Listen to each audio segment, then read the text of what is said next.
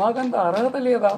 46 ఏళ్ళు పార్టీ మోసిన వాళ్ళకు ఓ 2 మండలాల మార్కెట్ యార్డు చైర్మన్ పదవి అడిగే అర్హత లేదా మాకు? అంటే మేము పూర్తిగా పక్కన అంటే మేమేమి టిష్యూ పేపర్లాగా కనబడుతున్నామా? టిష్యూ పేపర్లు అంటే కేవలం వాడుకుంటాం, తుడుచుకొని పడేస్తామనే మాదిరి మేము కనబడుతున్నామా?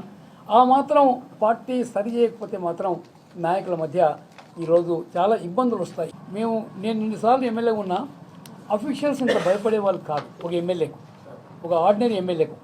ఇలా పోలీసులు అయితే వాళ్ళ ఇంటి కావలికారులాగా పనిచేస్తున్నారు. వాళ్ళ ఇంటి కావలికారులాగా పనిచేస్తున్నారు పోలీసులు అయితే. చాలా అధ్వానం. కేసు పెట్టామంటే పెట్టాలి, వద్దంటే వద్దు, తీసేయమంటే తీసేయాలి.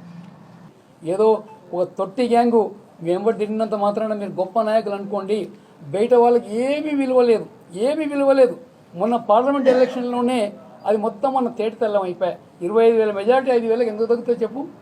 నేను అన్ని గ్రామాలు తిరగకపోతే మైనస్లో పోతుండే నియోజకవర్గం అనేటువంటి మాట కూడా నేను సవినిగా మనం చేస్తూ ఉన్నాను. ఎవరికైనా మంచి చేయండి, కానీ ఇలాంటి తప్పుడు శంకుస్థాపనలు, తప్పుడు ప్రారంభోత్సవాలు. నిన్న సిగ్గుచేటు ఏమంటే తుమ్మల నాగేశ్వరరావు గారిని వనపర్తి నుంచి ఆయన అఫీషియల్ కార్లో పోనీయలే. అఫీషియల్ కారులో పోతే గోపాల్పేట కాడ వీళ్ళందరూ గుమిగూడినారంట ఎక్కడ అడ్డగిస్తారని ఓ సాధారణ కారులో తీసుకొని వచ్చినారు.